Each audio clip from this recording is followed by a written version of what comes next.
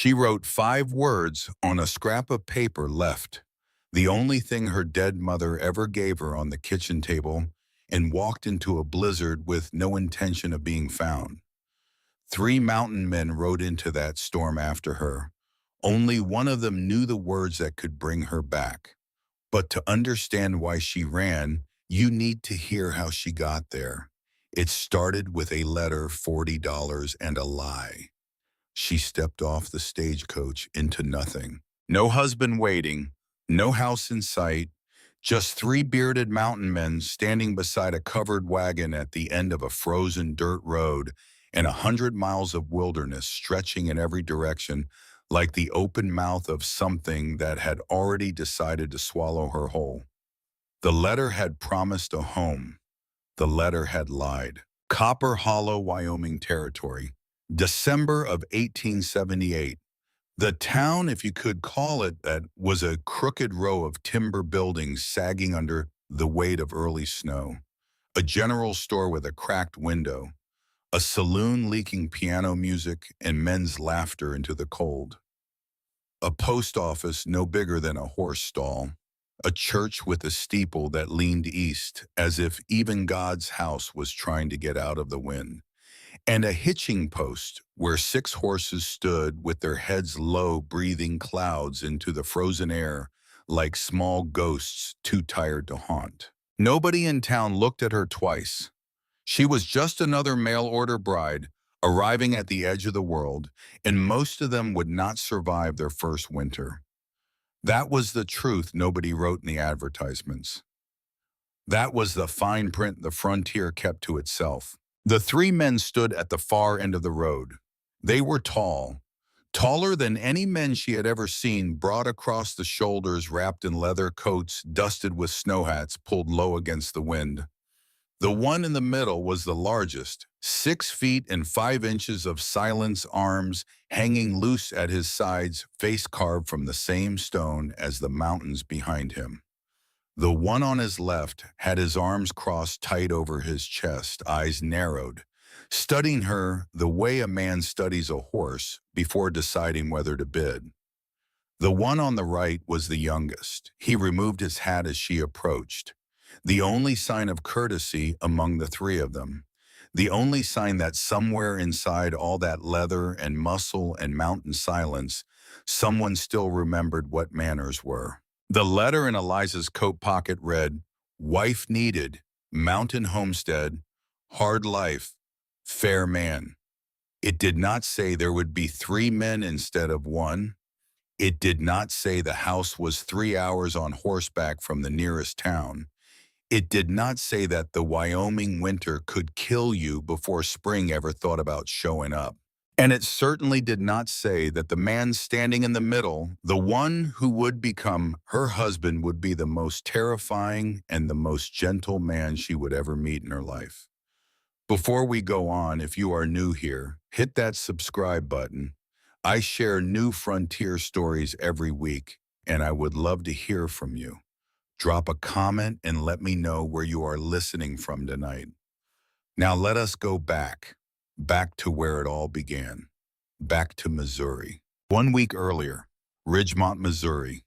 A kitchen so dark and cold it felt more like a root cellar than a room where anyone lived. Eliza Grace Thornton stood at the table with a letter in her hands. She had read it 11 times.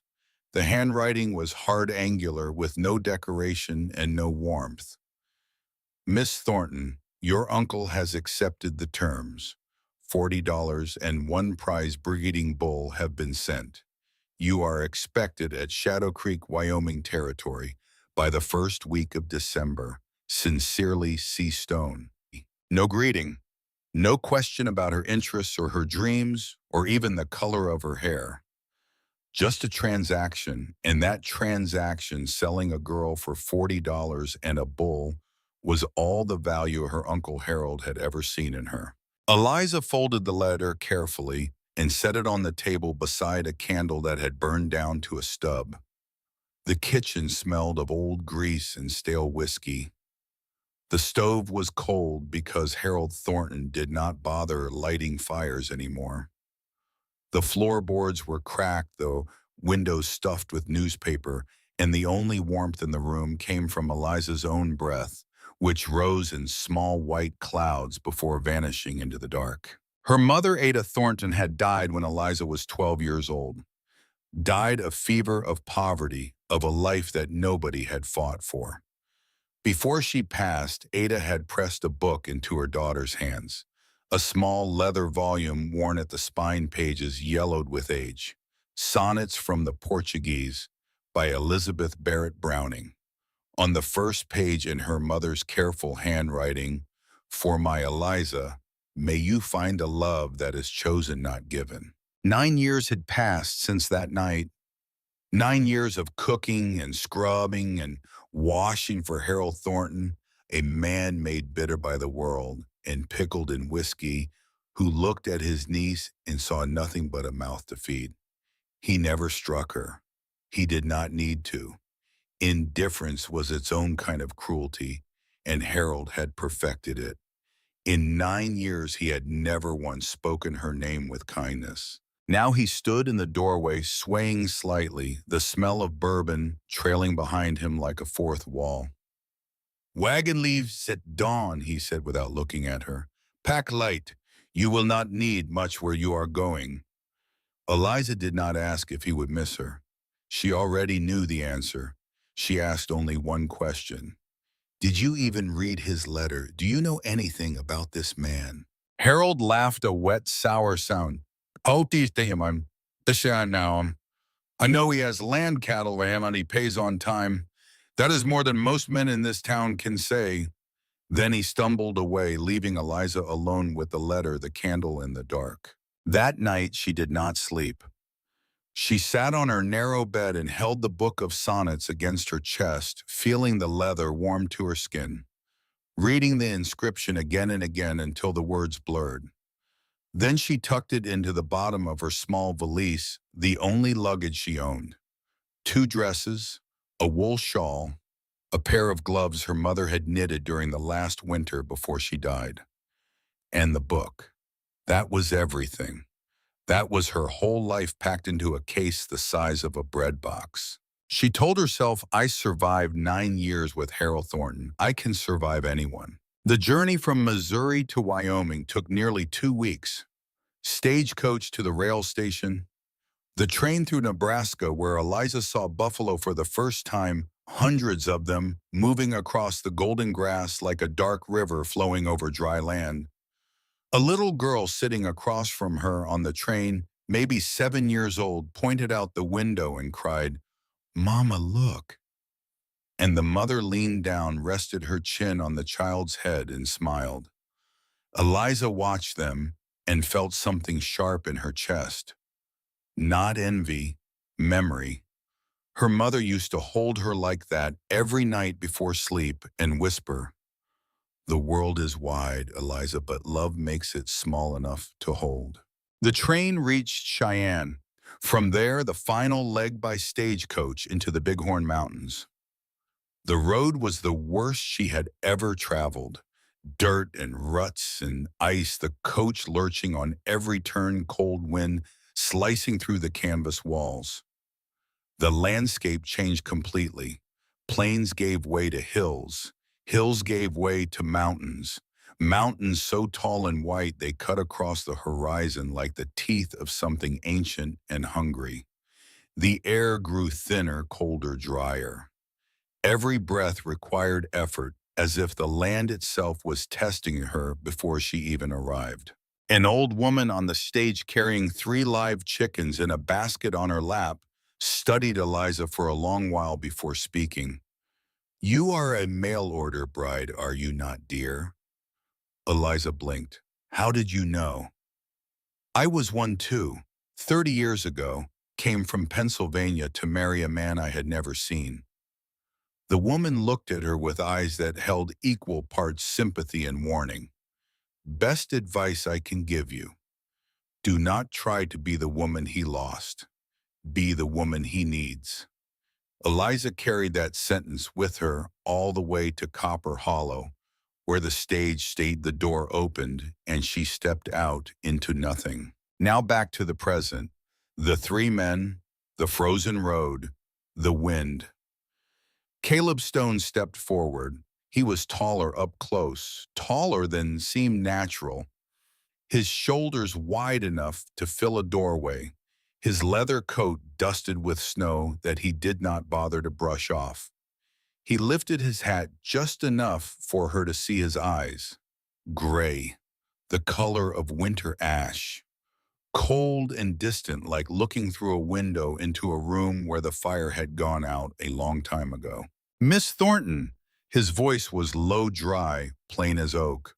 Not a question. A confirmation. Mr. Stone. She nodded, keeping her own voice steady by force of will. He did not shake her hand. He did not smile. He did not ask if the journey had been tiring or if she was hungry or cold. Silas, the one with the crossed arms, let out a short breath through his nose, a sound that carried the weight of an entire opinion. Jonah, the youngest, was the one who had removed his hat. He stepped closer and said, "Welcome to Shadow Creek, Miss Thornton. The fire is warm inside." It was the first kind sentence Eliza had heard in 2 weeks. She nearly wept from the shock of it. 3 hours of mountain road. Caleb and Eliza on the wagon seat, a gap between them wide enough for a third person to sit. Silas rode his horse to the left, eyes scanning the tree line, with a rifle resting across his saddle, not out of fear, but out of habit. Jonah rode to the right, quieter, his breath making small clouds that trailed behind him like unfinished thoughts. Nobody spoke. Not one word in 3 hours. Just the sound of hooves crunching on ice-crusted snow, the creak of the wagon, the wind moving through the pines like something alive and restless. The road was narrow, carved into the side of the mountain, one edge dropping into a valley so deep that the trees at the bottom looked like grass. Caleb handled the horses with the calm of a man who had driven this road 1,000 times. His hands on the reins were steady, unhurried, sure. Those hands could probably split a log in one swing. But the way they held the leather was almost gentle, and Eliza noticed that even though she did not yet know what to make of it. The stone ranch appeared after a bend in the road. A 2-story log house backed against the mountain wall facing a wide meadow blanketed in white. A large barn to the right, 2 smaller sheds to the left, a timber fence enclosing the livestock area. Smoke rose from the chimney, thin and gray against the heavy sky. Someone had kept the fire going inside. Caleb helped her down from the wagon without a word, nodded once toward the front door, then walked toward the barn, his footsteps fading behind her like the end of a sentence he never intended to finish. Inside the house was clean, orderly, and cold. Not cold from lack of fire, cold from lack of life. The walls were bare. No photographs, no curtains, no flowers, no decoration of any kind. The wood stove radiated heat, but the warmth stopped at the surface. Deeper in the house carried a silence that had settled into the walls over years, the kind of silence that forms when laughter disappears and nobody replaces it. The smell was cedar and wood smoke and leather and something else, something faint and sweet that Eliza would later learn was dried lavender tucked into the drawers of a dresser in a room nobody entered anymore. 3 children stood in the hallway, lined up like soldiers, eyes wide, guarded. The smallest was Rosalie, 3 years old. Everyone called her Rosie. Her hair was a tangle of soft brown curls, and her thumb was planted firmly in her mouth. She hid behind the legs of her brother Emmett, peering out with enormous brown eyes that held no expression Eliza could name. Not fear, not curiosity, something deeper. The look of a child waiting for something she could not remember ever having. Emmett was 6. He held his little sister's hand with both of his own, his shoulders hunched forward as if trying to make himself smaller. His eyes darted between Eliza and the door, measuring the distance, calculating escape. Behind them stood Nate, 8 years old, arms crossed over his chest, jaw clenched, shoulders squared. A miniature copy of Caleb in posture and defense. His eyes were dry and hard and older than any child's eyes should be. Eliza set down her valise. She knelt on the wooden floor, bringing herself to their level, and offered a small, careful smile. "Hello, my name is Eliza." Rosie blinked. Emmett looked at the floor. Nate turned on his heel and walked away. His boots struck the stairs like hammers. The door to his room slammed shut, and the sound echoed through the house like a verdict. Caleb appeared in the doorway behind her. She did not know how long he had been standing there. His face showed nothing she could read, but his hand rested against the doorframe as if steadying himself against something invisible. "Your room is upstairs, second door on the left." That was all. Then he turned and walked back out toward the barn, leaving her alone in a strange house with 3 children who did not want her and the ghost of a woman she had never met, but was expected to replace. Now let me tell you what happened before Eliza ever arrived at Shadow Creek, because this story did not begin with her. It began with 3 brothers sitting around an oak table in a mountain cabin, a fire crackling low, and a newspaper open to the advertisements.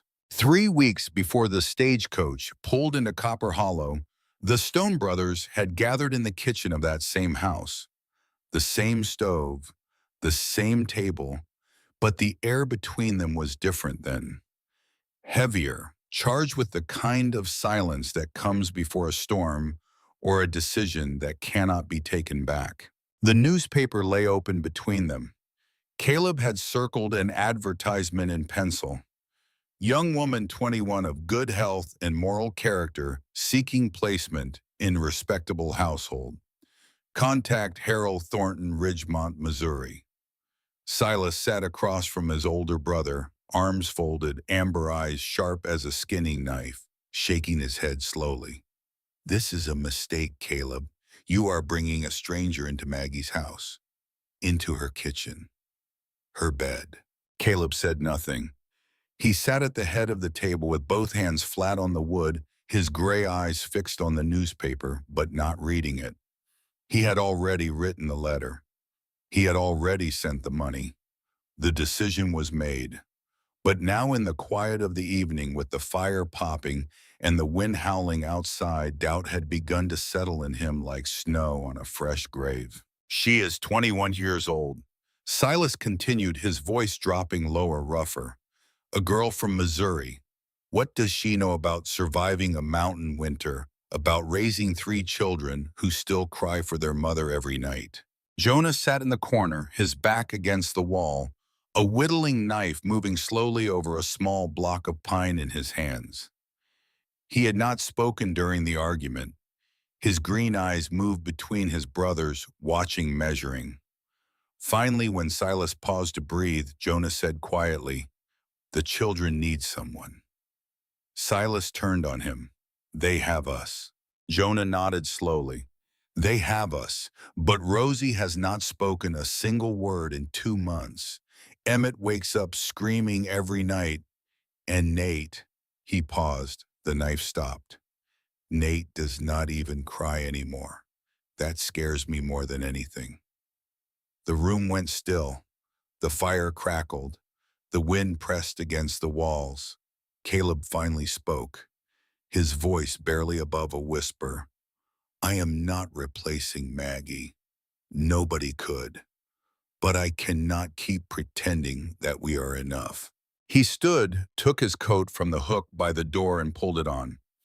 "The stage arrives next month. I will go alone." He stepped outside and the door closed behind him, leaving 2 brothers in the dark with a newspaper and a question that none of them could answer. A man keeps his word, and Caleb had made a promise to Maggie on her deathbed he would take care of the children, whatever the cost. The first days at the Stone Ranch were a series of failures so relentless, they might have been funny if they were not also breaking Eliza's heart. The wood stove was temperamental. It either roared too hot, filling the kitchen with smoke that made her eyes burn and the children cough, or refused to light at all, leaving the room cold enough to see her breath. She did not know the trick of it. She did not know that oak burned longer but took more coaxing, that pine caught fast but died faster, that the secret was airflow, not more fuel. She learned all of this the hard way, one ruined meal at a time. The milk cow, a broad brown beast named Mabel with a disposition to match, kicked over the pail twice on the first day. Eliza approached from the right. Mabel objected. Eliza approached from behind. Mabel objected more forcefully. By noon, Eliza had a bruise on her hip, no milk, and the unshakable conviction that this cow had been put on earth specifically to test her. The water pump was frozen. The chickens despised her. The bread came out either burnt black or raw in the middle. She did not know how to saddle a horse. She did not know where the salt was kept. She did not know how to mend a sock without drawing blood from her own fingers, but she tried. Every morning she rose before dawn, pulled on the warmest clothes she had, and walked down those creaking stairs into the dark kitchen to start again.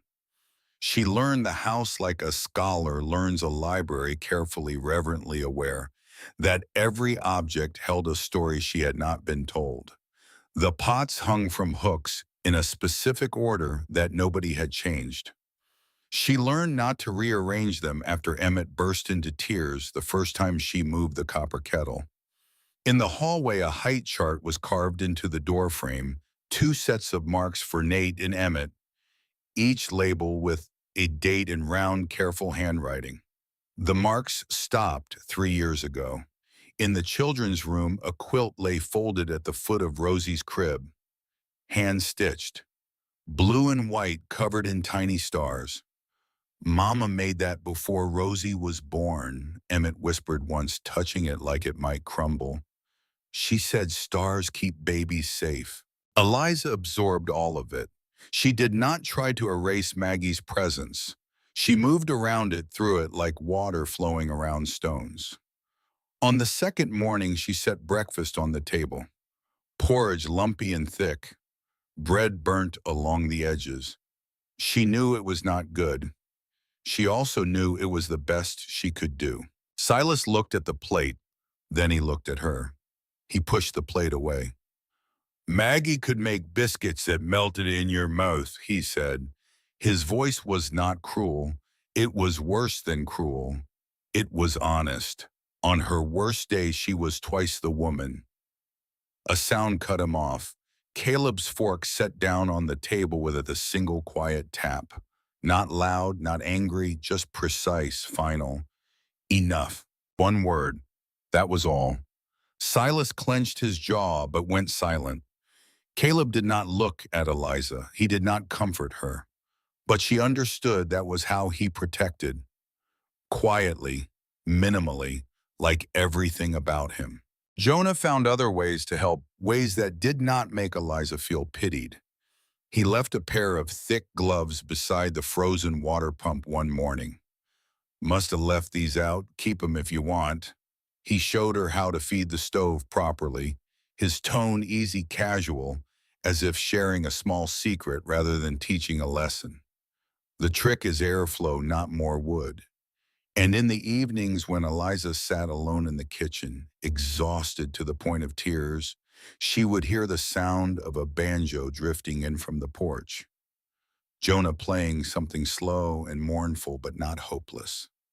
Music that said without words, "I know you are here, and you are not alone." But it was Caleb who confused her most. He spoke almost never, but the notes appeared.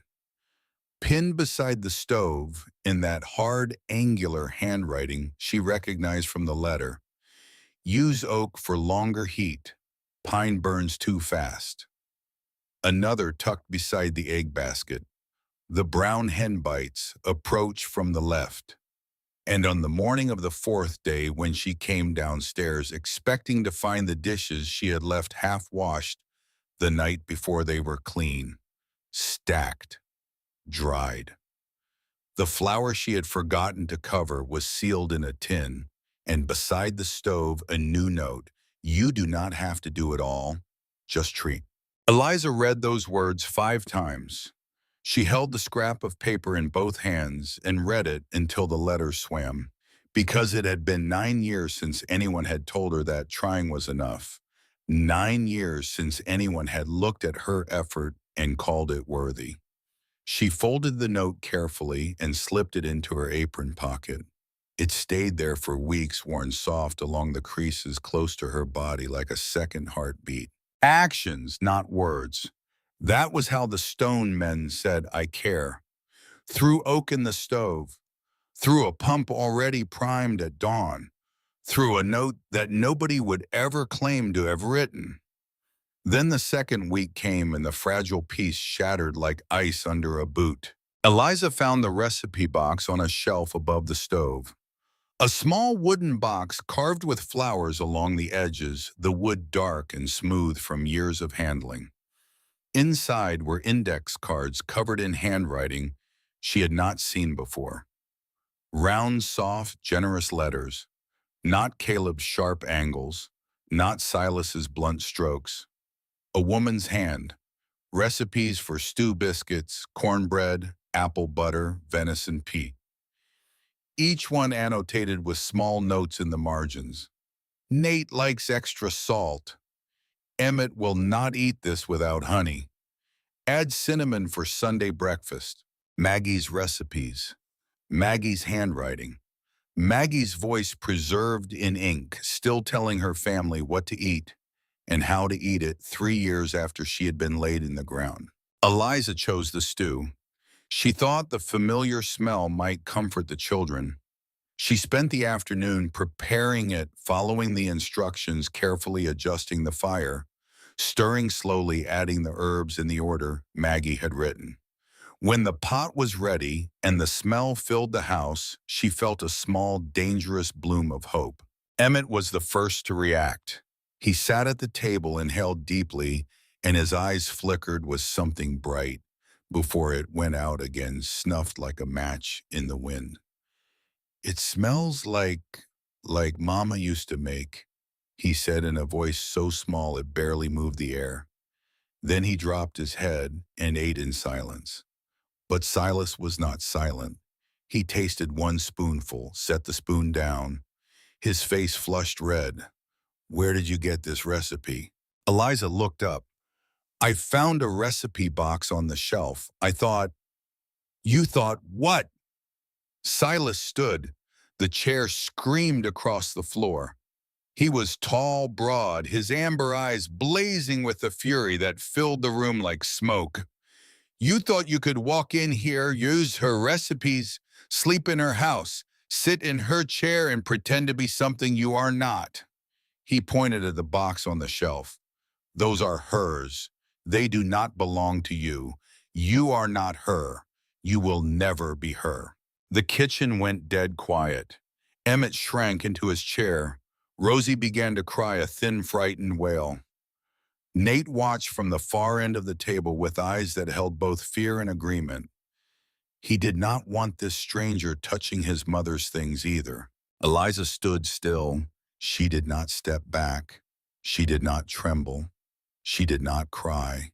She looked Silas Stone directly in the eyes, a man nearly a foot taller and twice her weight, and said in a voice that was level and calm and clear as creek water over stone, "I am not trying to be her. I am just trying to feed your family." That moment changed something in the room. Not Silas. He stormed out, slamming the door, vanishing into the snow. But Jonah, sitting quietly at the corner of the table, looked at Eliza with new eyes. Respect, surprise, and something warm underneath both that he quickly buried. Caleb stood in the doorway. He had seen everything. His hand at his side was curled into a fist, not in anger at her, but in anger at himself for letting it go this far. That is what a good man does. Not retreat, not fight back, but stand firm and speak truth. After that night, Eliza did not touch Maggie's recipe box again. She created her own recipes instead, working from memory, from what her mother had taught her back in Missouri, from whatever she could find in the pantry. She baked honey bread sweet and simple, the way Ada used to make it, and left a piece on a chipped plate outside Nate's bedroom door each evening.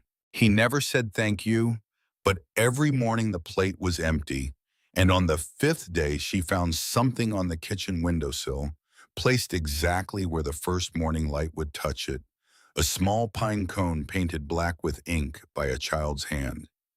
Nate said nothing. Eliza did not ask, but both of them knew. Then came the children, one by one slowly like spring flowers pushing through the last of the snow. Rosie first, the littlest, the one who had never known her mother, who did not know what she was missing, only that something was missing. She hid under the kitchen table most days, curled into a ball thumb in her mouth, watching the world from underneath with those enormous brown eyes. Eliza did not pull her out. She sat on the floor beside the table each afternoon and sang. Down in the valley, the song her mother used to sing, her voice low and gentle as falling leaves. She sang and sewed or folded clothes or simply sat. On the first day, Rosie watched from under the table without moving.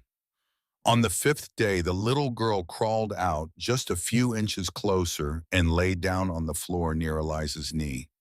She listened until she fell asleep. By the third week, Rosie reached for Eliza's hand at bedtime. By the fourth, she stopped sucking her thumb when Eliza was near. And one morning, standing in the kitchen doorway, Rosie pointed at the ribbon in Eliza's hair and said the first word anyone in the house had heard from her in 2 months, pretty. Jonah nearly choked on his coffee. Caleb, passing through, stopped mid-stride. And Eliza knelt down, smiled, and said, "You are prettier." Emmett came next, the boy who feared the dark. Every night he woke screaming, drenched in sweat, convinced that the shadow people were coming for his family. "They come when the candle goes out," he whispered one night, clutching Eliza's wrist so tight her fingers went numb. "They came for Mama. They will come for us too." Eliza understood. A 6-year-old boy had turned his grief into a ghost story, because fear with a shape is at least something you can fight. Grief without a shape is not. She began sitting beside his bed each evening, telling stories until he slept. Not fairy tales. Stories about her mother, about Missouri, about the old neighbor's cat named Admiral, who only ate fish on Fridays and slept on the family Bible. Stories about catching fireflies in a jar and accidentally setting the curtain on fire. Emmett laughed. A small laugh startled out of him like water through a crack in rock. One night, mid-story, he asked, "Is my mama a lantern too, like the stars?" Eliza smiled, her eyes stinging. "The brightest one in the sky, I bet." Emmett thought about this for a long moment. Then he said, "Then I do not need a candle, because Mama will never go out." The nightmares faded after that, not all at once, but enough. Nate remained a wall, 8 years old, rigid with grief, carrying the weight of the family like a man 3 times his age. Eliza did not push. She did not sit in the chair he called Mama's chair. She did not ask him to call her anything. She simply left the honey bread each night and stayed out of his way, giving him the one thing nobody else in his life had offered: space without abandonment, presence without pressure. And then at the end of the second week, a wagon appeared at the gate. Too fine for this part of the mountains. Too polished, too new, drawn by matching horses that cost more than the Stone Ranch earned in a year. Dutch Harlan stepped down from it like a king visiting lesser lands. 43 years old, broad-shouldered, dressed in a fur-lined coat and an expensive leather hat. His eyes were a pale, wintry blue. His smile was wide. His smile was always wide, but it never reached his eyes and it never warmed the air around it. Dutch had wanted the Stone land for years. Shadow Creek ran through their property, the only reliable water source in the valley, and his massive ranch needed that flow. When Maggie was alive, Caleb had refused every offer. After Maggie died, Dutch assumed it was only a matter of time. 3 broken men, 3 motherless children, brutal winters. They would sell eventually, everyone did, but the news of the mail-order bride had reached his ears, and he had come to assess the situation. Caleb and Silas met him on the porch. Neither smiled. Dutch tipped his hat. "Heard you got yourself a new woman, Caleb. Smart move." Caleb said nothing. "Came to discuss the water rights. The creek is running low. My cattle need that flow. I am prepared to offer you a fair, not selling." 2 words. Flat as stone. Dutch was about to respond when the front door opened. Eliza stepped out carrying a tray of tea, not knowing who the visitor was. Dutch turned, and for the first time his eyes landed on her. They moved slowly from her boots to her face, assessing, calculating, and something flickered behind that wide smile. Something greedy, something dangerous. It appeared and vanished in the space of a heartbeat. "Well, well," Dutch said, his voice smooth as honey laced with something foul. "Are you not a sight for these tired old mountains?" Silas stepped forward, 1 step, placing himself between Dutch and Eliza. A reflexive act of protection that surprised even him, given that he was still angry at her. "She is none of your business, Harlan." Dutch raised both hands, laughing. "Just being neighborly." He turned back to Caleb. "Think about my offer. Winter is long. Spring might bring complications." He climbed back into his wagon and rode off, but before the wagon disappeared around the bend, Eliza saw him look back at her one last time. That look made her skin crawl. Miriam Blackwood, the old neighbor who came by later that week with fabric for sewing, gripped Eliza's hand as they walked out together. "Be careful with that one, child. Dutch Harlan always gets what he wants, and when he cannot buy it, he breaks it." That night in the barn, the 3 brothers talked. Silas spoke first. "Dutch wants the creek. He will not stop." Jonah nodded. "He has been buying out every small rancher in the valley. We are the last holdout." Caleb stared into the lantern flame. "Then we hold." Silas. "For how long? If he poisons the water hole again like 2 springs ago, we lose the herd." A silence. Then Jonah carefully, "And now he has seen Eliza." The 3 brothers looked at each other. Nobody needed to say more. Stronger together than apart. That was the only defense the Stones had ever known. And now it would have to be enough. Then the sickness came, without warning, without mercy. It was the end of the 3rd week. One morning, Rosie was fine eating porridge, humming a tuneless song. By noon, her cheeks burned with fever, and her tiny body shook beneath the blankets like a leaf in a storm. She whimpered when touched. She cried in her sleep, calling for someone who no longer existed. "Mama, Mama." The word drifted through the house like smoke, and every person who heard it felt something crack inside.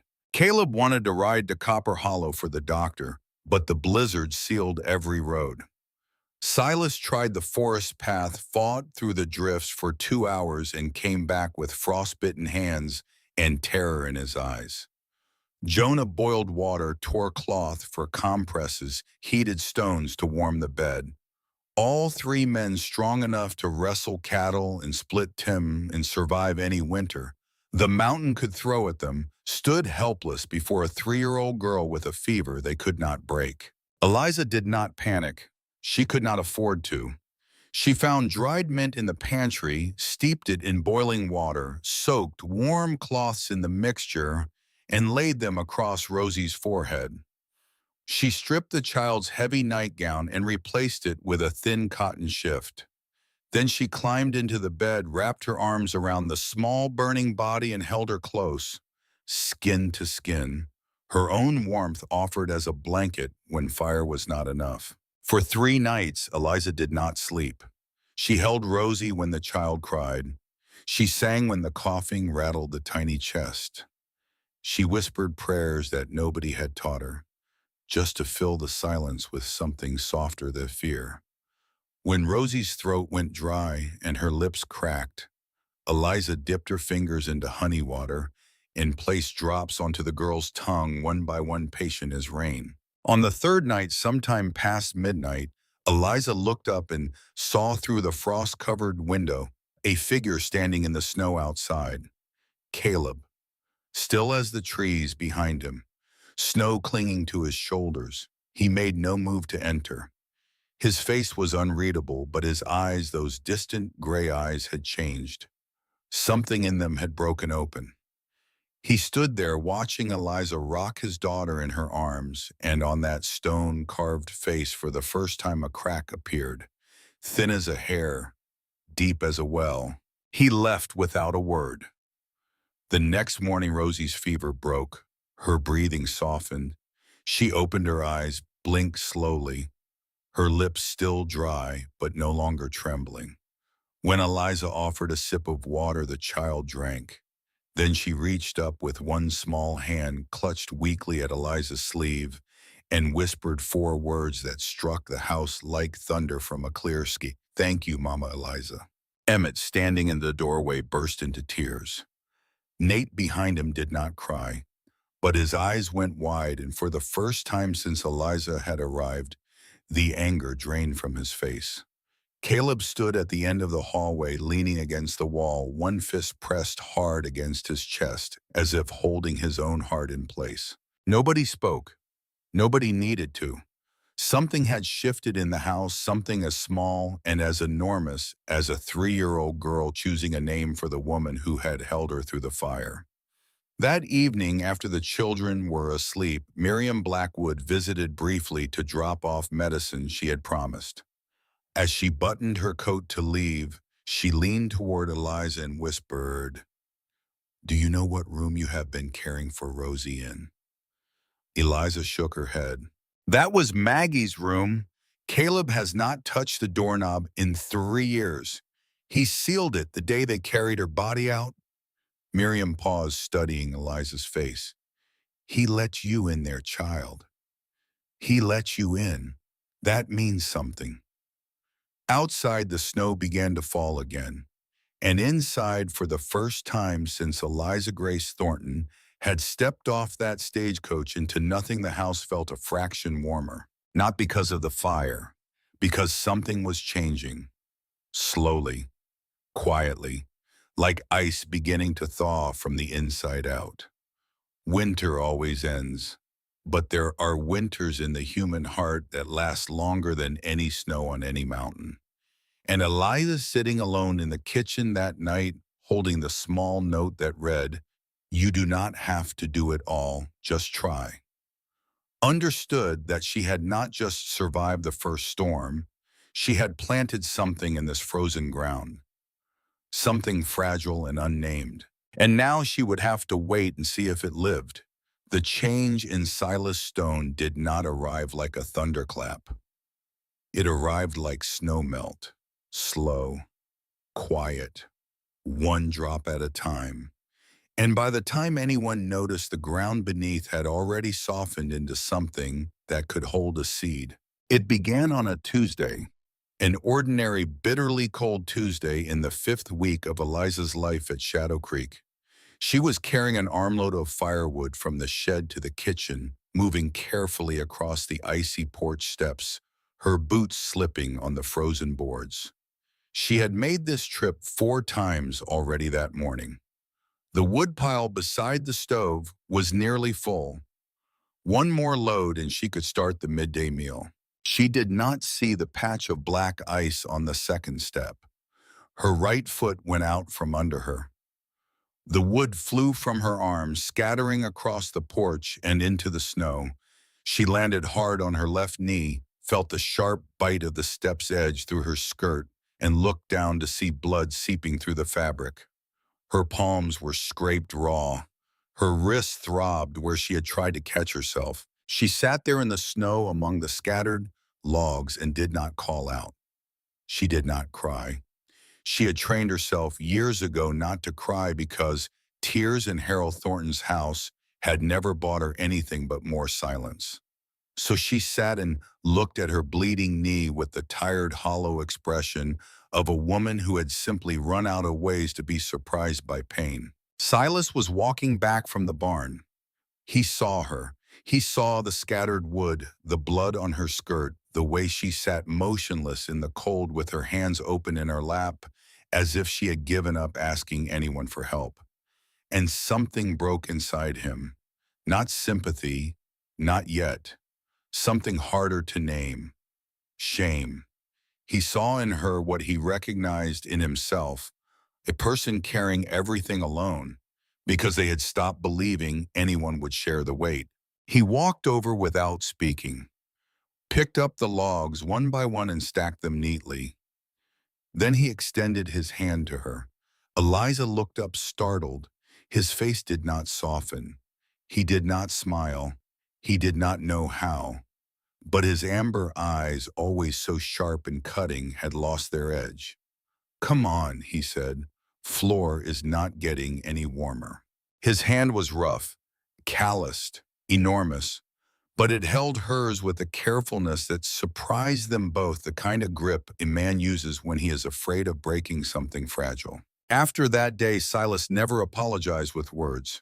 That was not his way. But every morning the woodpile on the porch was already stacked before Eliza came downstairs.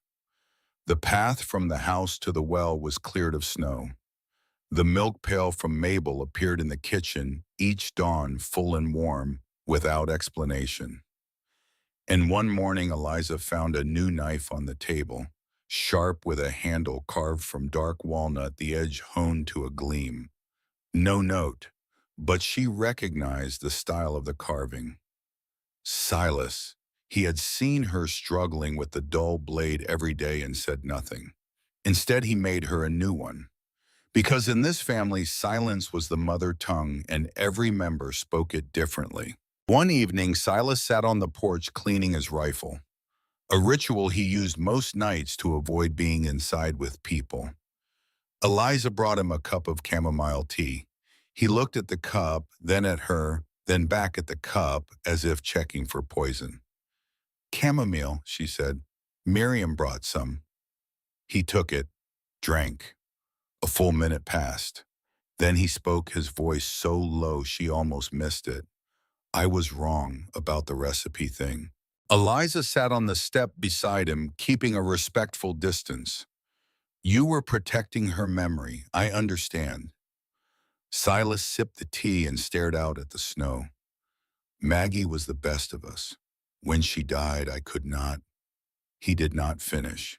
But something in the quiet between them opened further that night. And Silas told Eliza what he had never told anyone. About the night Maggie died. About how he had been hunting 3 days north on the ridge. About how Caleb sent Jonah to find him. But by the time he rode back through the snow, Maggie was already lying in bed, white as the frost on the window, looking like she was sleeping. But she was not sleeping. "I have been angry since that night," he said, his amber eyes catching the lantern light, and for the first time glistening. "Angry at God, at myself, at the mountains, at everything. When you showed up, I was angry at you too, because you reminded me that life keeps going whether I am ready or not." Eliza said softly, "Maybe life did not keep going, maybe it just changed direction." Silas looked at her then, and she saw behind the wildness of those hunters' eyes something she recognized in her own reflection, the loneliness of someone who had stood alone so long, they had forgotten what company felt like. "The mountain does not care. But I do, and sometimes caring is the bravest thing a man can do." Now Jonah, the youngest stone, the gentle one, the one with the banjo and the whittling knife and the easy smile that made you forget for just a moment that you were trapped on a mountain in the dead of winter with no way out until spring. Jonah had been kind to Eliza from the first day, but as the weeks passed and she settled deeper into the rhythm of the household, as she laughed more freely and sang while she cooked and chased Rosie around the kitchen table until both of them collapsed in giggles, Jonah began to notice things he should not have noticed. The way she tilted her head when she listened, always to the left, her honey blonde hair sliding over her shoulder like a curtain of gold. The way her blue eyes crinkled at the corners when she smiled at Emmett. The way she hummed while kneading bread, a melody he could never quite place, but wanted to hear again. He did not act on any of it. He was not that kind of man. Caleb had raised him after their parents died. Their father thrown from a horse when Jonah was 12. Their mother taken by fever 2 winters later. Caleb had been brother, father, and whole world to Jonah and Silas both. Betraying Caleb even in thought was something Jonah could not forgive in himself. But the heart does not listen to reason. And when Eliza asked him one evening to teach her a few chords on the banjo, Jonah said yes before his brain could intervene. She sat on the wooden chair by the fireplace. He stood behind her, reaching around to position her fingers on the strings. His hands guided hers, pressing them into the right frets, adjusting the angle of her wrist. The firelight caught the side of her face. He could smell lavender and wood smoke in her hair. And for one breath, one single breath, the distance between them collapsed to nothing. They both pulled away at the same moment, too fast, too aware. "Maybe I can show you the chords first," Jonah said, his voice rougher than usual. "And you can practice on your own." Eliza nodded. Neither mentioned it again. Caleb saw. Caleb always saw. He was a man built for watching, for reading the silence between words, for noticing the things that people tried to hide. That night in the barn, with the horses shifting in their stalls and the wind pressing against the walls, Caleb said 4 words to his youngest brother. "She is not yours." Jonah met his eyes. "I know." But his face for the first time did not carry its easy smile. And between the two brothers, something new appeared, thin as paper, sharp as a blade. Eliza sensed the shift. She was not foolish. She saw the way Jonah looked at her and the way Caleb watched Jonah looking. She made her choice quietly and without drama. She stopped sitting near Jonah during story time. She did not ask for more banjo lessons. When Jonah left a small carved wooden bear on the kitchen windowsill, clearly meant for her, Eliza picked it up and placed it on Rosie's bed, transforming it into a gift for the child instead of an offering she could not accept. Jonah understood. He was sad, but he was not bitter. He turned his attention to the children with renewed focus. He taught Emmett to read. He carved a wooden horse for Rosie. He became the bridge between Nate and the rest of the family, the only person the stubborn 8-year-old would sit near without clenching his jaw. Sometimes the bravest thing is letting go of what you want so you can hold on to what matters. It was a clear night a few days later, the kind of night where the cold is so sharp it makes the stars look closer, as if the whole sky has leaned down to listen. Eliza sat on the porch wrapped in her shawl, reading the book of sonnets by the silver light of the moon reflecting off the snow. She did not know Caleb was standing just inside the door, but he was. And for the first time in 3 years, he felt the pull to speak. He stepped outside. She looked up, startled. "Could not sleep," he said, and lowered himself onto the step beside her. Closer than he had ever sat before. Still careful, still measured, but closer. For a long while, neither spoke. The fire inside popped softly. A coyote called somewhere far across the valley, and another answered the two voices weaving together in the dark. Then Caleb looked out across the white field, and he began to talk, slowly, painfully, like a man digging up something that had been buried so deep he had forgotten it was there. Maggie and I met at a barn dance in Copper Hollow, spring of 1868. She was wearing a blue dress, the color of a jay's wing.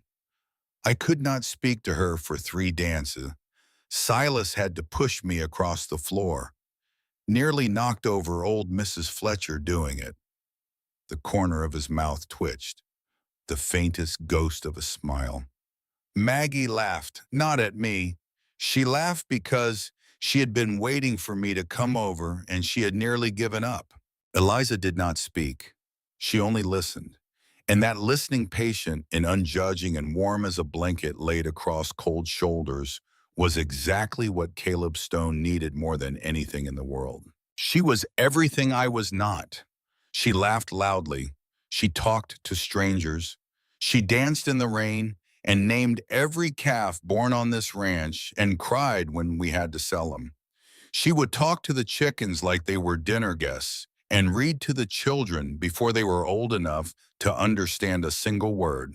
When she agreed to come up to Shadow Creek with me, this wild, beautiful woman choosing a silent man in the mountains, I thought God had made a mistake, like he had mixed up the ledger and given me someone meant for a better man.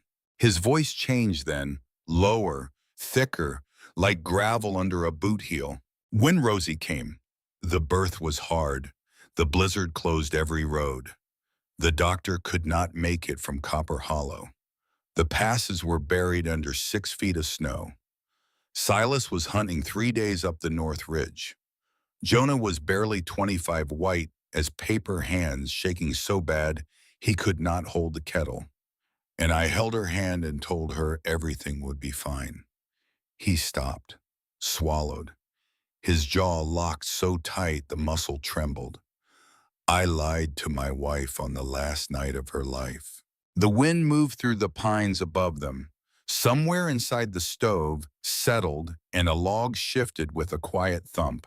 Rosie was born just before midnight, small, so small I could hold her in one hand. She cried and Maggie smiled, the last time I ever saw her smile. A long pause, so long that Eliza thought he might not continue, but he did. Her last words were not "I love you," not "goodbye," just "the children," as if she already knew she was leaving and wanted to make sure I had a reason to stay. Eliza looked at him. She saw his hands gripping his knees, the knuckles white. She saw the way his shoulders shook, just barely, like a tree holding against a wind it could not bend to. And she understood that Caleb Stone was not cold. He was burning. The fire was just turned inward where nobody could see it. "You have not failed them, Caleb," she said gently. "Rosie is learning to smile again. Emmett sleeps through the night now. And Nate, he is angry, but he is not lost." Caleb looked at her. His gray eyes, wet in the moonlight, searched her face as if looking for something he was afraid to find. "That is because of you," he said. Eliza shook her head. "That is because of Maggie. I am just continuing what she started." They sat there for a while longer. The moon moved behind a cloud and came back. The coyotes went silent, and the silence between Caleb and Eliza was no longer a wall.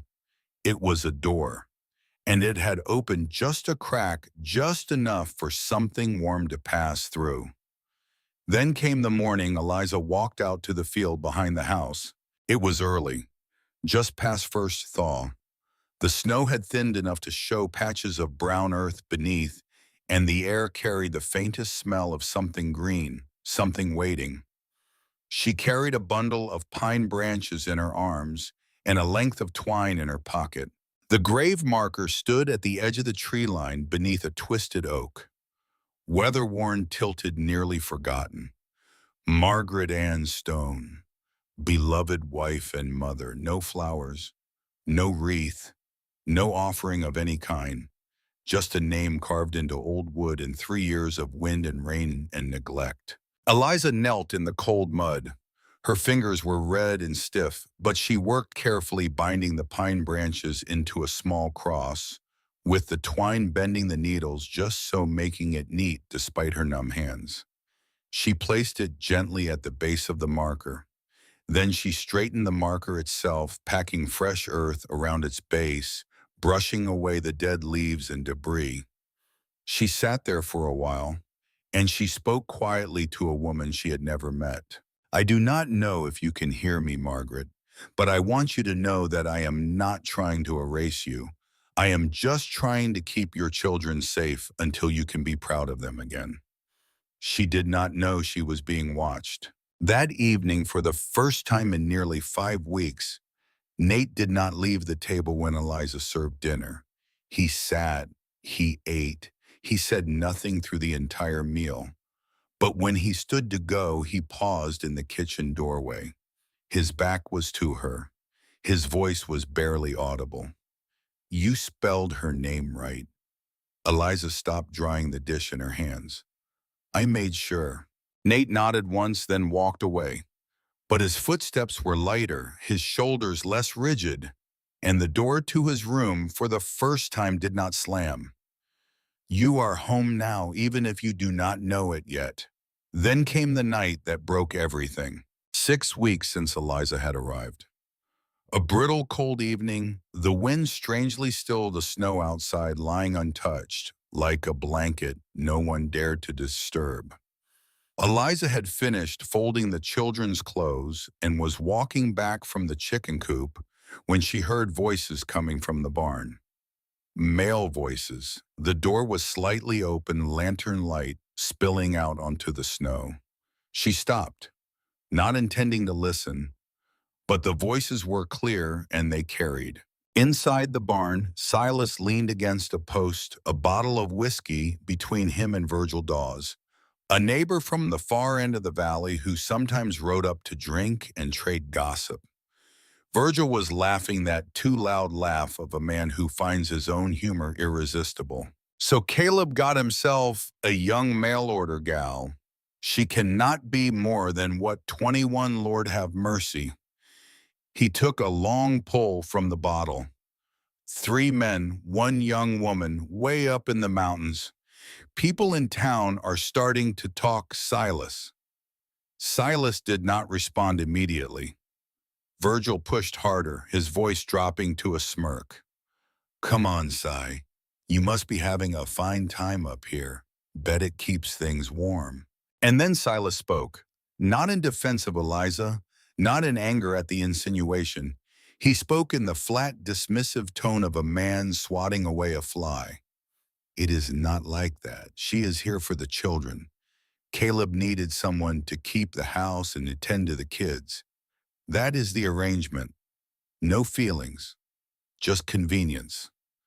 Virgil, that is all. Just a hired girl with a fancy title. Silas, she is fine, good with the children, but she is not Maggie. She will never be Maggie. Caleb knows it. We all do. Eliza stood in the snow. The cold was no longer something she felt on her skin. It had moved inside into her chest, into her lungs, into the place where hope had begun over these past 6 weeks to quietly take root. Convenience. Arrangement.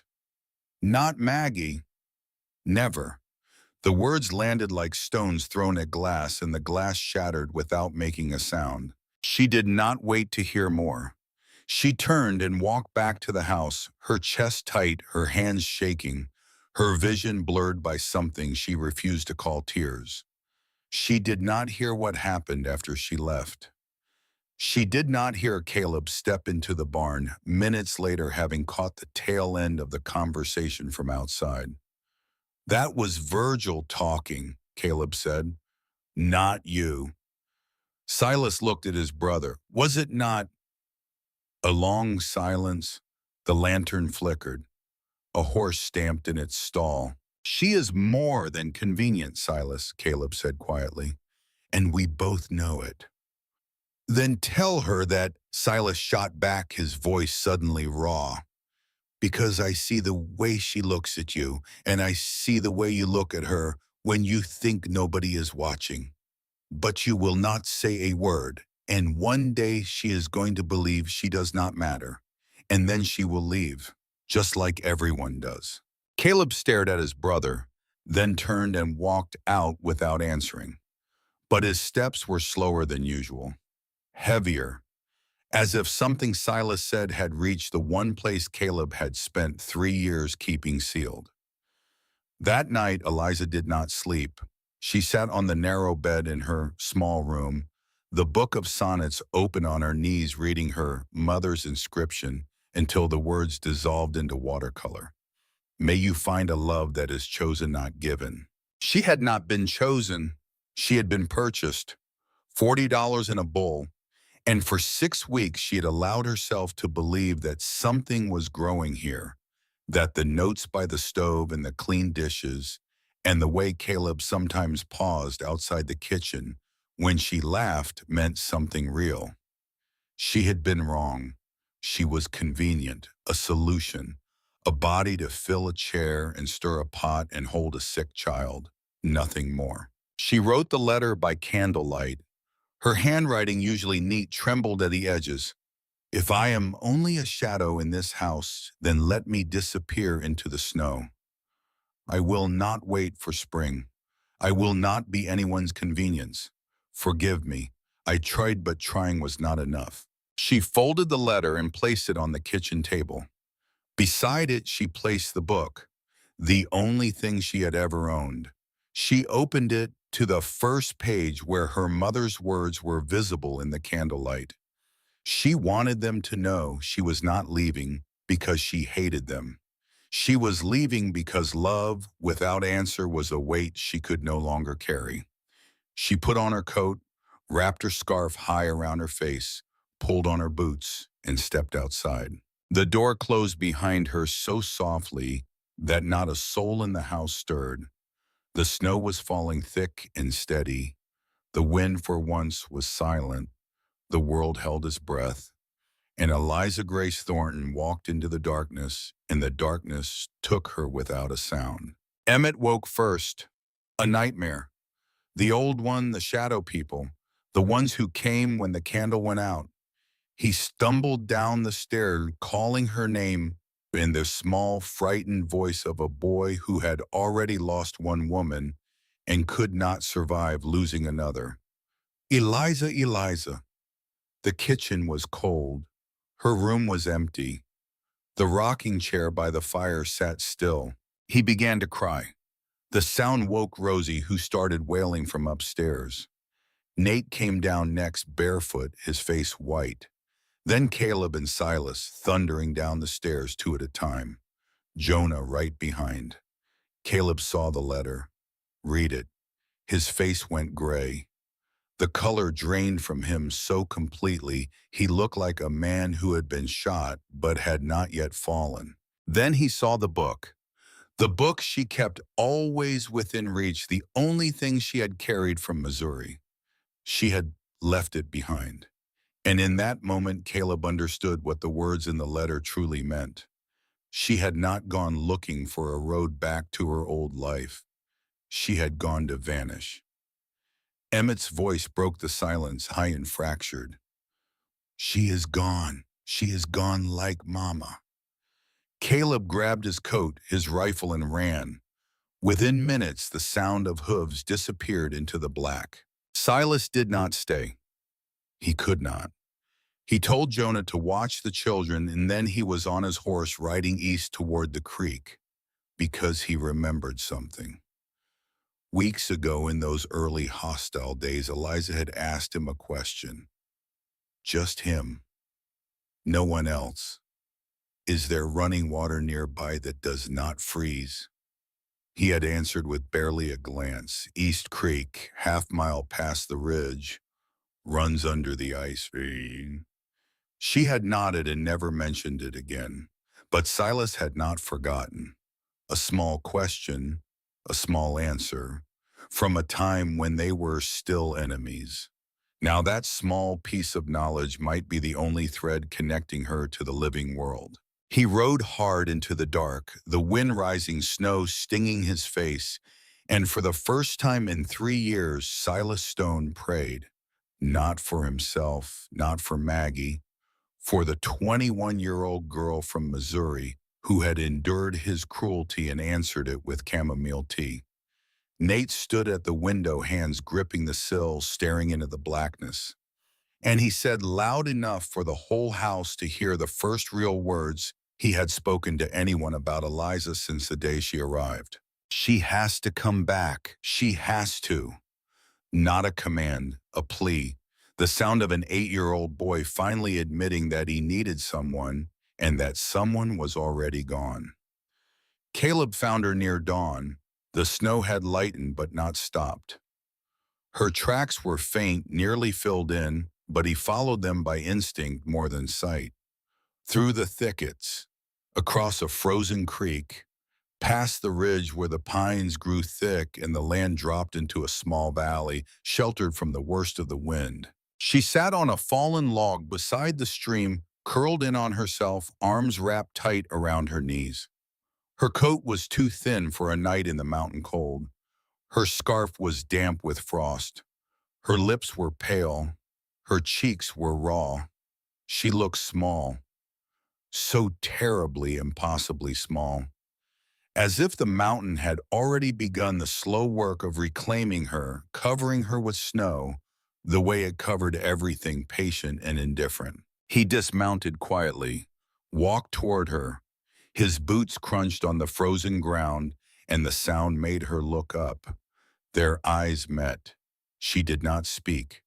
He stood before her for a long time, long enough for the wind to shift direction, long enough for the light to change from gray to the faintest gold.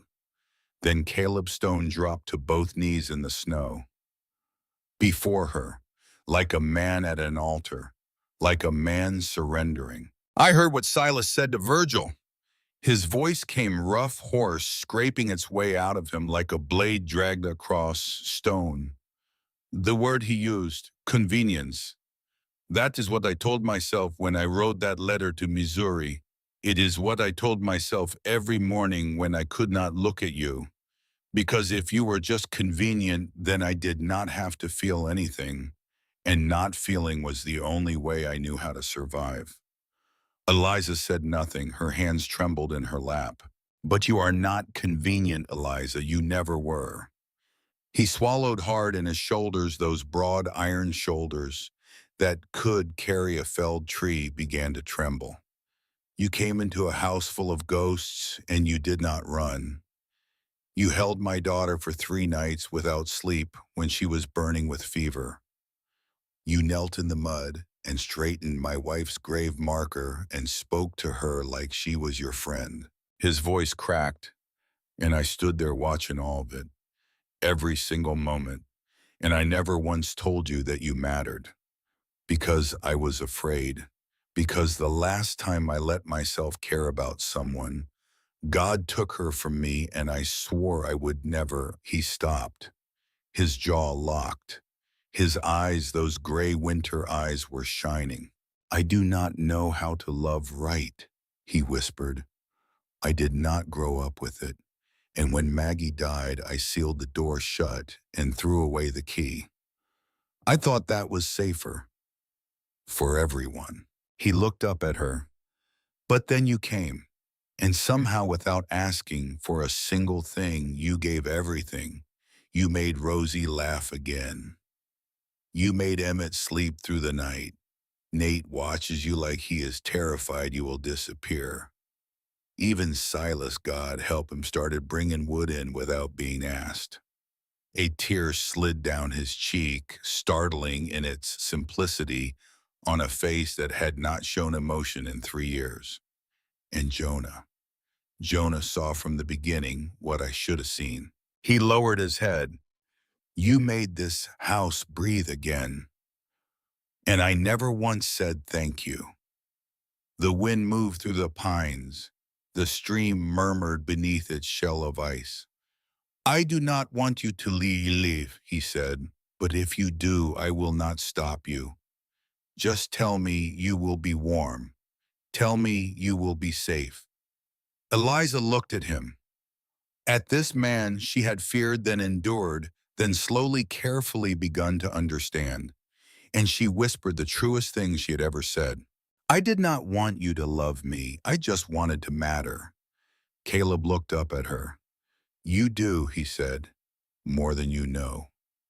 The tears came then, quiet, slow, falling from both of them like the first rain after a long drought.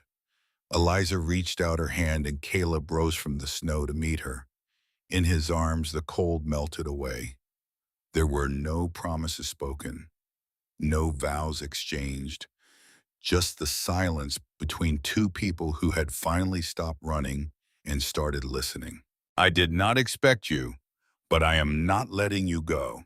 They rode back together on one horse. Eliza sat in front, wrapped in Caleb's leather coat, her eyes swollen but open, watching the ranch appear through the trees like something she was seeing for the first time. Silas was on the porch. He had followed her tracks east to the creek, lost them in the deepening snow, and turned back at dawn when he saw Caleb's horse heading home from the south. When he saw them riding in together, Eliza alive, wrapped in his brother's coat, Silas exhaled a breath he had been holding for hours. Then he turned his face away so no one would see that his eyes were red too. Jonah stood in the doorway with Rosie in his arms and Emmett clinging to his leg. When Eliza stepped inside, Emmett ran to her and threw his arms around her waist so hard she nearly fell. Rosie reached for her from Jonah's arms, crying, Mama, Mama. And Nate stood on the stairs, gripping the railing with both hands, his knuckles white, his face torn between fury and relief. Do not leave again, he said. It was the closest thing to I love you that Nathan Stone had ever spoken, and everyone in the house heard it for exactly what it was. That evening, for the first time, the entire family sat at the dinner table together, not because anyone demanded it, because everyone wanted to. Caleb at the head, Eliza beside him, the children around them, Silas and Jonah at the far end. Nobody said anything grand, just the sound of spoons against bowls, Rosie babbling, Emmett asking, can I have more bread? And Nate silent as always, but present, there, choosing to be there. Built this with our own hands, and it was not finished yet, but the foundation at last was solid. Outside in the dark, fresh hoof prints marked the snow near the fence line, tracks leading toward the ridge and back. Someone had come close to the ranch that night, closer than ever before, and turned back without anyone knowing. Dutch Harlan had not forgotten Shadow Creek, and the hardest part of the story was still ahead. Spring did not arrive in Wyoming the way it arrived in Missouri. There was no sudden warming, no overnight greening. Spring came to the mountains like a cautious animal testing the air, retreating, returning, testing again. The snow thinned by fractions. The creek began to murmur beneath its crust of ice.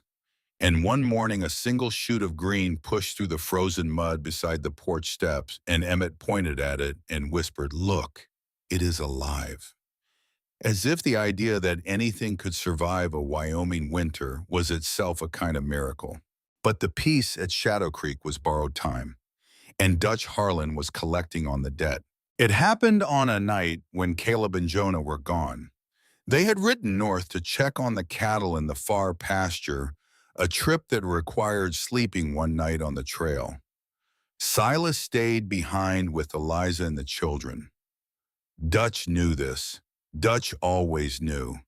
He had eyes in the valley men who watched the Stone Ranch and reported every coming and going. And when two of the three brothers rode out that morning, Dutch made his move. Silas woke to the sound of horses screaming. He was out of bed and through the front door in seconds, rifle in hand, boots unlaced. The barn was on fire. Not a natural fire, not a stray ember from the stove or a kicked lantern. This fire was deliberate. The smell of kerosene hung thick and bitter in the air, and the flames climbed the timber walls with a speed and uniformity that only fuel could explain. Silas ran to the barn door, wrenched it open, and plunged into the smoke. 3 horses thrashed in their stalls, eyes white with terror, hooves slamming against the wood. He freed them one by one, dragging them out by their halters, choking on the black smoke, his hands blistering where they gripped the burning rails. Old Biscuit, the horse Maggie used to ride, the one the children loved, was trapped in the far stall. Silas fought his way through the heat and pulled her free, but her hind legs were badly burned, and she screamed in a way that sounded almost human. He beat the last of the flames with his bare hands, scooping snow and throwing it at the walls until the fire hissed and died to black smoke and embers. While Silas fought the fire, 2 men appeared at the front door of the house. They were not from the valley. Dutch had hired them from outside, the kind of men who did dirty work without asking questions. One was tall and lean, scar-faced, carrying a coil of rope. The other was shorter, drunk, grinning. They did not knock. They hammered. Eliza was already moving. The moment she heard the screaming horses, something inside her had shifted from fear to function. She gathered the children, herded them upstairs, and pushed them into the bedroom. Nate grabbed Rosie's hand and pulled Emmett close. "I will protect them, Eliza. Go." His voice was steady. His eyes were bright with fear and something else, something fiercer. She looked at him, this 8-year-old boy who had fought her for weeks and was now fighting for her, and she nodded. Then she turned and went downstairs. She picked up the shotgun from its place beside the kitchen stove. Caleb had taught her to shoot it 2 weeks earlier on a quiet afternoon behind the woodshed, tin cans on the fence, his hands guiding her shoulders, showing her how to brace, how to aim, how to breathe before pulling the trigger. "Why are you teaching me this?" she had asked, and Caleb had looked at her for a long moment before answering. "Because I will not always be here, and this house needs someone who can hold the ground." She had thought he meant wolves, bears, the things that came out of the mountains at night. She understood now that he had meant something far more dangerous. The door crashed open. The tall man stepped inside, grinning, expecting an empty house or a frightened woman cowering in a corner. Instead, he found Eliza Grace Thornton standing in the center of the hallway with a shotgun leveled at his chest. Her face was white. Her hands were shaking. But her aim was true, and her voice when she spoke was something she did not recognize in herself. Low, even, cold as the barrel in her hands. "One more step," she said, "and I will put a hole through you big enough for the wind to blow through." The man stopped. His grin faded. Behind him, the second man peered inside and quickly calculated that this was not the easy job they had been promised. At that moment, Silas appeared from the direction of the barn, silhouetted against the orange glow of dying embers, an axe in one hand, his face blackened with soot, his eyes wild. The 2 men took one look at him and ran. They were on their horses and gone before Silas reached the porch. Silas came inside. He saw Eliza still standing there. The gun still raised, her face drained of color, but her body rigid and upright. He looked at her as if seeing her for the first time, not through the lens of Maggie, not through comparison or resentment, just her, just Eliza. "You held them off, eh?" He said, his voice raw from smoke. "I had to." He stepped closer, took the gun gently from her trembling hands, set it on the table. And then Silas Stone did something that no one in the room, least of all himself, expected. He put his arms around her, brief, clumsy, fierce, the embrace of a man who had forgotten how, but remembered why. He stepped back and cleared his throat. "Do not tell Caleb I did that," he muttered. But the corner of his mouth, for the first time in years, curved upward. "That is what a good man does. Stand your ground when everything is burning." Caleb and Jonah returned the next morning. They saw the barn charred and skeletal against the pale sky. Caleb's face became something Eliza had never seen before. Not cold, not distant, pure, controlled rage. The kind of anger that does not shout, the kind that calculates. He listened to Silas recount the night. When Silas described Eliza holding the shotgun, Caleb looked at her with an expression so layered she could not separate the threads. Pride, fear, fury that she had been put in that position, gratitude that she had not flinched. Enough, Caleb said. Enough hiding, enough enduring. The three brothers rode to Dutch Harlan's ranch. Not to fight. Caleb was not reckless. He brought evidence. A kerosene bottle marked with the name Harlan Supply Company, found at the fire scene by Nate, who had tucked it into his boot and waited for his father to return. A written statement from Miriam Blackwood, who had seen Harlan's riders on the Shadow Creek Road that night. Dutch stood on his fine porch with a glass of brandy, smiling his wide, cold smile. You have no proof that would hold in any court from here to Cheyenne. Caleb did not raise his voice. I am not going to the sheriff. I am going to tell every rancher in this valley what you have done. The Fletchers, the Millers, the Grays, the Hendersons. They will remember the fences you cut on their land, the cattle that vanished, the wells that ran dry. You are not fighting me, Harlan. You are fighting everyone you have ever stepped on.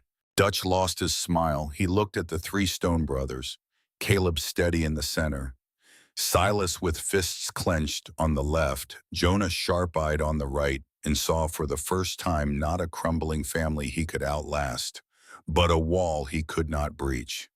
He stepped back. This is not over, Stone. Caleb put his hat on. It never is, but next time you will think twice. Stronger together than apart. And now the whole valley was beginning to see it. 1 week later, the storm that would change everything gathered in the west.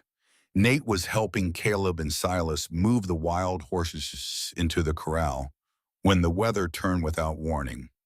Sky black in minutes, wind screaming across the pasture like something wounded. The Mustangs panicked. One of them, a young bay with frightened eyes, bolted straight toward the fence where Emmett stood watching. Nate did not think. He ran, threw himself at his younger brother, shoved Emmett clear, and the horse struck Nate full in the side, hurling him backward. His head hit the fence post with a sound that Caleb would hear in his nightmares for the rest of his life. The boy crumpled into the mud and did not move.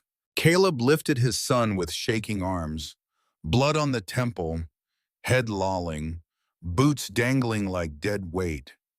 Nate, no, no, no. He pressed his cheek to the boy's forehead and rode hard for the house. The doctor came from Copper Hollow. This time the roads were clear. This time he arrived.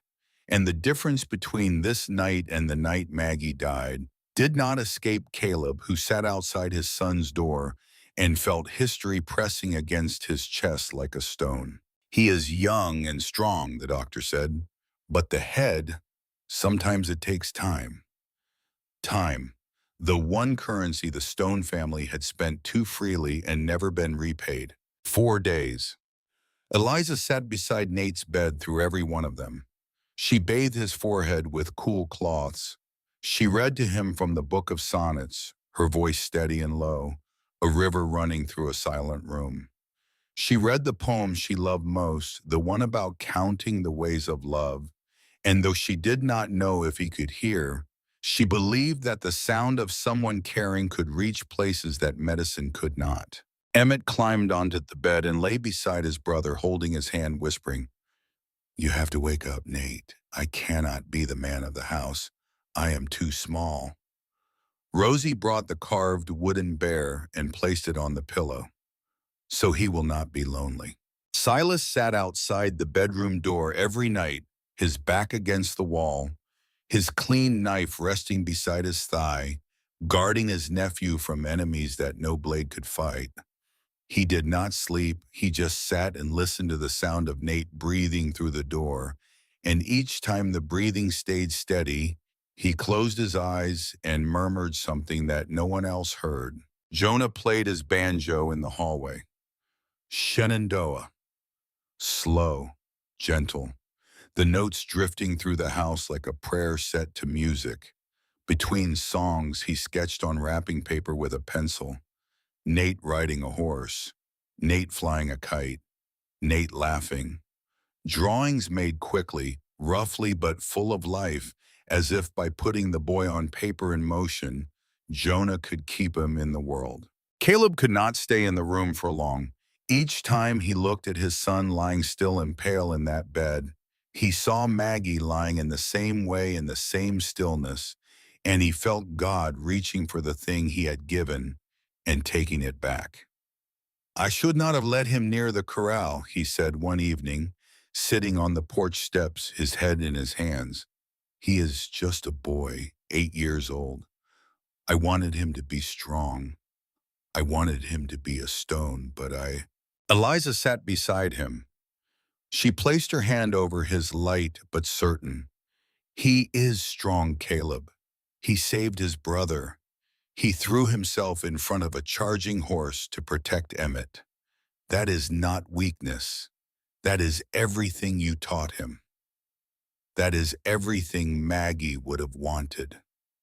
On the fourth night past midnight, when the house was silent and the lamps burned low, Eliza leaned close to Nate's ear. She whispered, her voice barely a breath. We are all waiting for you, sweetheart. Rosie drew a picture with your name on it. Emmett has been sleeping with your boots beside his bed. Your father blames himself for everything. And your uncle Silas sits outside this door every single night, and Jonah plays your favorite song. Tears fell from her eyes onto the pillow beside his face. You are not allowed to give up on us, Nathan Stone. Not when we finally learned how to love again. Silence. The fire popped downstairs. The wind leaned against the walls. Then his finger twitched. Eliza gasped. She leaned closer. His eyelids fluttered once, twice, then opened. Slowly, blurry, confused, but open, alive. Nate, she whispered, her voice breaking. Nate, can you hear me? He blinked. His eyes found hers, and in a voice thin as thread, rough as sand, he asked the question that would echo through the walls of that house for the next 20 years. Mama, did you cry for me? Eliza's hand flew to her mouth. She nodded, unable to speak. The tears came faster, but they were not grief. They were something bigger, something that did not have a name in any language she knew. Caleb stood in the doorway. He heard the word, Mama, from the mouth of the boy who had not called anyone that in 3 years. The boy who had built the highest walls, held the longest grudge, carried the heaviest silence. And that boy had opened his eyes and chosen her. Caleb leaned against the wall, pressed his fist to his chest, and let himself break. Quietly, completely. The way a dam breaks when the water behind it has been rising for too long. This is where you belong, and now nobody doubts it. Spring opened the valley like a hand unclenching. Snow gave way to green. The creek ran clear and fast. Wildflowers appeared overnight as if the earth had been saving them in secret all winter long. Caleb saddled 2 horses one morning without explanation. Ride with me, he said, handing Eliza the reins. She did not ask where. She had learned that with Caleb Stone, silence carried more meaning than words. He led her to a clearing she had never seen. A wide open field blanketed in wildflowers. Golden poppies, purple asters, blue columbine swaying in the wind like a lullaby made visible. And at the center beneath a twisted oak tree with branches thick enough to shelter a family, a stone marker. Margaret Ann Stone, beloved wife, mother keeper of peace. This was where Caleb had scattered Maggie's ashes, the most sacred ground he knew. This was her favorite place, he said. She used to bring the children here when they were babies, said this field made her believe in heaven more than any church pew ever could. He reached into his coat and drew out a small cloth bundle. Inside was a string of pearls, slightly yellowed with age, polished warm by hand. This belonged to my mother. She gave it to Maggie on our wedding day. Said it should stay in the family, passed to the woman who raises the next generation of Stone children. He paused.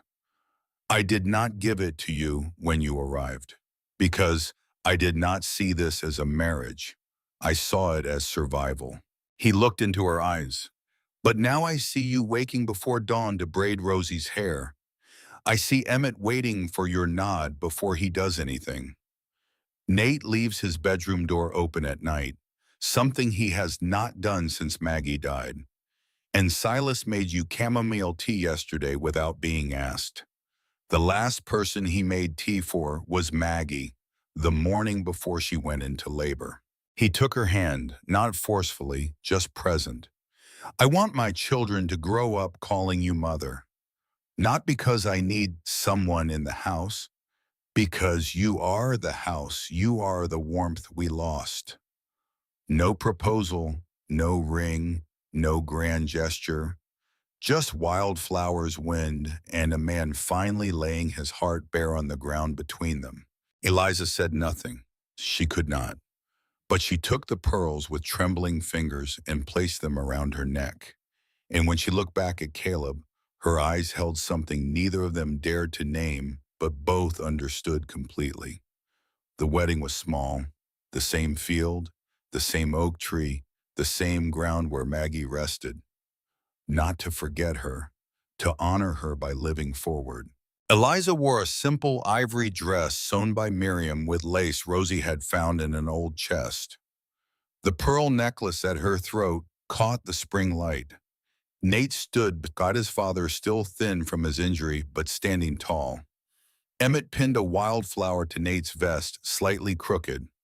Rosie wore a crown of daisies and carried her bouquet upside down, humming a song only she knew. All three children held Eliza's hands as she walked into the field. Caleb waited beneath the oak in a white shirt and dark vest he had not worn since Maggie's funeral. When Eliza reached him, he smiled. The kind of smile that erased years from his face, that made the mountains behind him look smaller, that made everything in the valley hold still. I never thought I would stand here again, he said. But I thank God I am. Reverend Whitfield read a passage about second chances, but it was the vows that stilled every heart present. Caleb, I buried my heart under this tree, but you came and made it bloom again. You are not just the woman I married. You are the home I thought I would never have again. Eliza, I was not looking for a family. I did not know how to be anyone's wife or mother, but you gave me the chance to try, and your children taught me how to stay. Rosie taught me that love needs no words. Emmett taught me that the bravest thing a child can do is trust again. And Nate taught me that some walls are worth waiting for. When they kissed, the wind picked up and sent petals swirling around them like confetti thrown by the valley itself. Nate stepped forward, nodded with the gravity of a man 3 times his age, and said, "You look beautiful, Mama." That evening, as the simple feast wound down, an old wagon appeared at the edge of the property.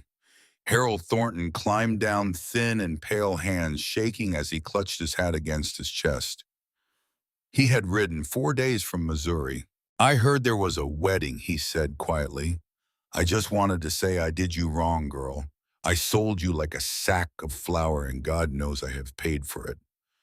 Every night since you left, I hear your mother's voice telling me what kind of man I have become.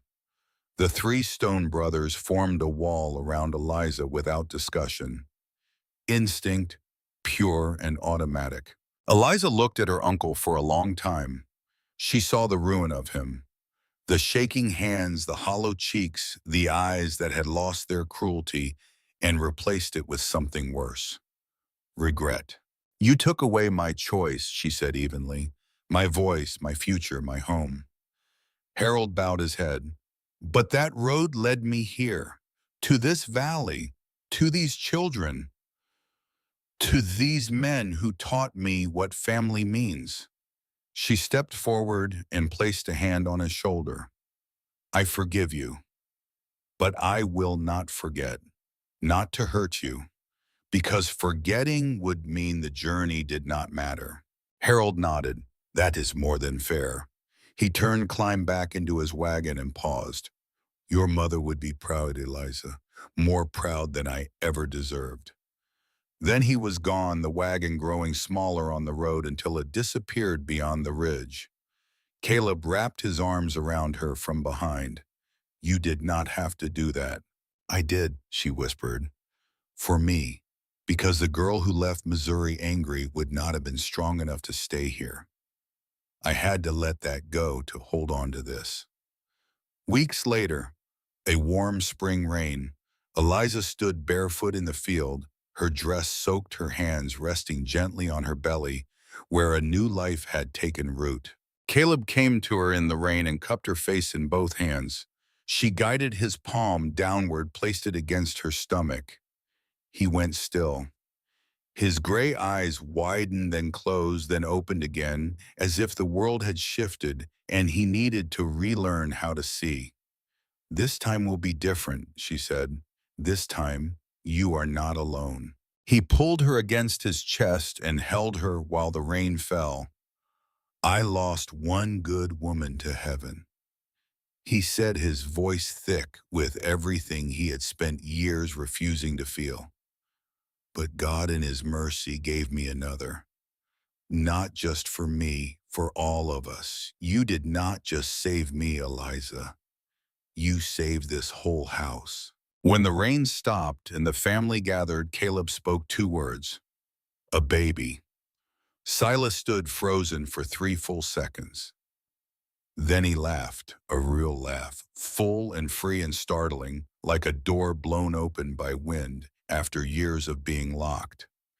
Emmett asked, Uncle Si, are you broken? Jonah lifted Rosie onto his shoulders and said, You are going to be a big sister. Nate walked to Eliza, looked her in the eye and said, I will teach them everything. Everything Mama taught me and everything you taught me. That afternoon, the whole family planted a white cottonwood tree beside the oak where Maggie's ashes rested. Caleb dug the hole. Silas placed the sapling. Jonah poured the water. Nate packed the earth around the roots. Emmett picked worms out of the soil so the tree would not get eaten. Rosie patted the dirt with both small hands and got mud on her face and laughed. Let it grow, Caleb said, pressing the earth firm, through drought and storm. And when it flowers, Eliza added, we will know love still lives here. Nate, holding Rosie's hand, looked at the young tree and said, Mama would have liked this, both mamas. The years that followed are not part of this story, but they deserve a moment. By autumn of 1879, baby Ada Margaret Stone was born, named for both grandmothers. Caleb held her with trembling hands and wept. Not from loss, from abundance. The doctor was there this time. Eliza was safe, and the sound of a newborn crying in a house that had known too much silence was the sweetest music any of them had ever heard. The barn was rebuilt, bigger, stronger, all 3 brothers working side by side and Eliza driving nails alongside them. New fences went up, more cattle came. The neighbors helped. Barn raisings and shared suppers and the slow, steady weaving of community around a family that had once stood alone against the mountain. Miriam became the honorary grandmother. Silas, to everyone's surprise, became the favorite uncle of every child in the valley, gruff and terrifying on the surface with pockets always mysteriously full of hard candy. Jonah married Ruth Campbell, the red-haired schoolteacher who arrived in Copper Hollow one spring and made him smile in a way his brothers recognized instantly. They built a cabin on the adjacent land, and the sound of Jonah's banjo drifted across the valley every evening like a lullaby for the whole mountain. 20 years later, 1898, Caleb was 56, silver at his temples, his back still straight, his hands still strong, but slower now. Eliza was 41, a few silver threads in her honey hair, eyes still blue, still bright. The Stone Ranch was the largest in the valley, not because they had taken from others like Dutch Harlan, who had sold his land years ago and left with nobody to see him off, but because they had built, season by season, hand over hand, patient as the mountain itself. Nate was 28, running the ranch beside his father, married to the Fletcher girl. Emmett was 26, studying law in Cheyenne, but coming home every summer because, as he said, nowhere else is home. Rosalie was 23, strong and beautiful, a blend of Maggie and Eliza, teaching school in Copper Hollow. And Ada Margaret, 19, the youngest, with her father's gray eyes and her mother's smile, the proof that love could survive anything the frontier threw at it. The house was different now. Curtains in the windows, drawings on the walls, the smell of bread and coffee and wood smoke and laughter. The height chart on the door frame had new marks now, dozens of them in different handwritings reaching higher and higher up the wood. And on the rocking chair by the fire, a pillow that Nate had embroidered years ago, clumsy and crooked, reading a single word, home. One spring evening, Eliza stood on the porch that Caleb had built with his own hands. She watched her grandchildren chasing each other through the wildflowers in the field below. The cottonwood tree beside the oak had grown tall, its blossoms white and full, two trees standing side by side, rooted in the same earth. Caleb sat beside her on the rocking chair. His rough hand found hers the way it always did, gentle, certain, warm.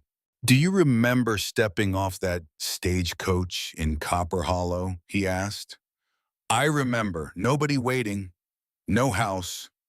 Just three bearded mountain men and 100 miles of wilderness." He smiled, that rare, small, real smile. And now, Eliza looked out over the land they had built, the children they had raised, the life they had grown, from frozen ground and broken hearts and $40 and a lie written on a piece of paper. Now, she said, "This is home. This was always home. I just needed time to find my way here." She leaned into his shoulder the way she had for nearly 20 years, the way she would for 20 more. And the valley held them both steady and patient beneath a sky so wide it could hold every story ever told and still have room for one more. This is where you belong. And so it was, through every season that followed.